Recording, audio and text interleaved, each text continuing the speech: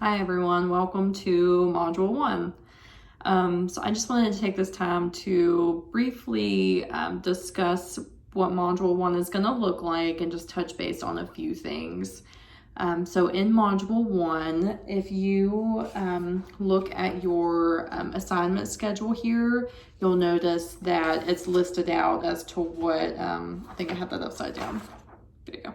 So you'll notice that it lists out what, in the text, what you should be reading for each module. So for Module 1, in your main text, it's going to be Chapter 1 through 3.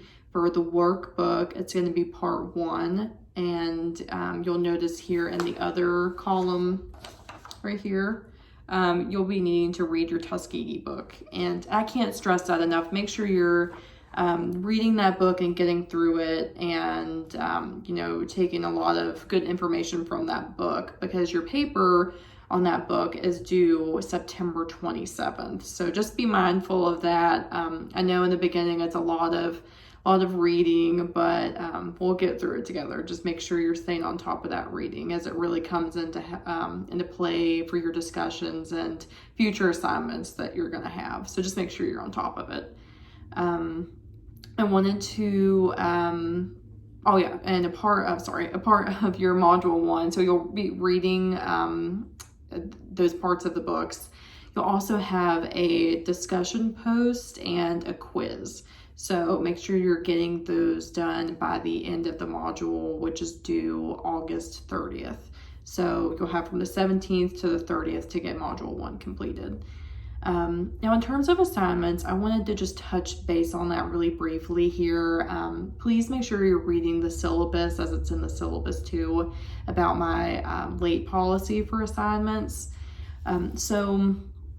I do not accept late assignments on your discussion post or your quizzes for each module. So for each module, you'll have both a discussion and a quiz.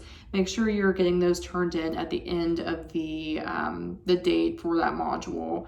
And the reasoning behind that is the discussion post really it's building you up. Each discussion that you do is setting the foundation for your paper due at the end of the semester. So if you miss a discussion, you're really getting behind and you're not able to give your peers feedback. They're not able to give you feedback. So just make sure you're getting your discussion and quizzes turned in by the end of each module. I do not accept late assignments for those. Now, in terms of written assignments, I do accept late assignments on those. I just ask that you please get in touch with me to let me know what's going on, just to give me a heads up on it. If you do turn in a written assignment late, the maximum amount of points you'll be able to get is 89%, which ultimately means you've lost a letter grade. So again, just make sure you're trying to get those in on time. If you do have to turn it in late, just please let me know. You'll only be able to get an 89%. But communication's key with me. If you just talk with me and let me know what's going on, we can work something out. So just make sure you're staying in touch with me. Let me see here. So again, for this module, it's really setting the foundation for. Keep in mind, at the end of the semester, you're going to have to do a research proposal. So just be brainstorming some topics that are of interest to you, that are related to social work. And I always say to start off with a very broad topic to begin with and then narrow it down. So, start off with something very broad. Let me think here. So let's say mental health, right? So you want to discuss mental health. Okay, so mental health, depression.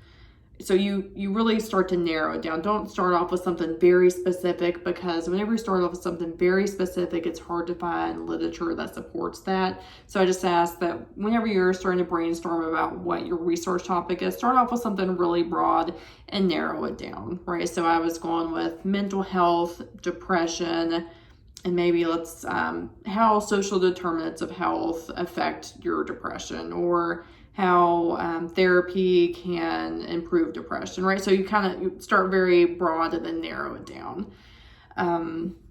So that's just a general overview for Module 1. Make sure you're really taking a good look into the reading and really putting some good thought into your discussion post.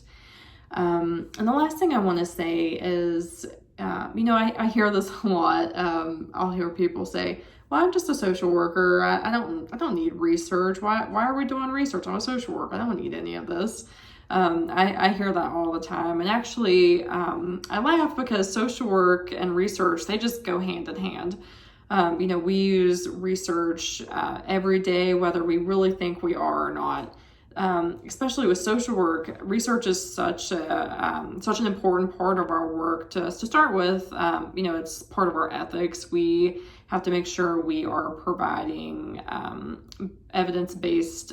We're an evidence-based field, so we want to make sure that we're providing the best treatment that has evidence to support that it's effective. So, for example, if you're doing therapy with a patient and you're using a type of therapy that has no evidence behind it to treat this person's, presenting mental illness that they come in with, you're really not, holding true to your ethics, right? Because you're supposed to be providing the best care possible and the best interventions. So evidence-based is key with us. We want to make sure that we're providing treatment and options that have been proven to be effective.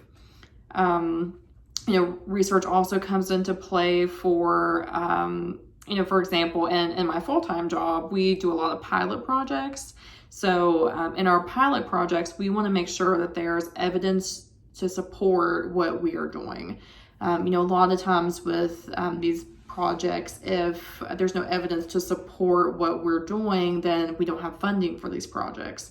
So research really is a huge part of social work. So it's, even if you don't think you're going to use it, you're going to use it.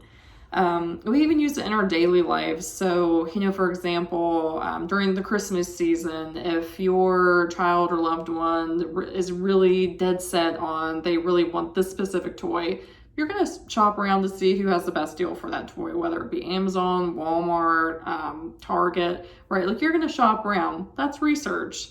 You also, if you're trying to fix something, you might go to Google and try to, type around and see what you could find. That's research, right? So we're using research in our day-to-day lives, whether we know it or not. So again, I don't want you guys to feel overwhelmed by this. I know you've got this, and we'll work through it together. If you have any questions about Module 1, please get in touch with me. Send me an email. I'll be happy to discuss it with you and help you along this process. But please enjoy Module 1 and just get with me if you have any questions. Thank you.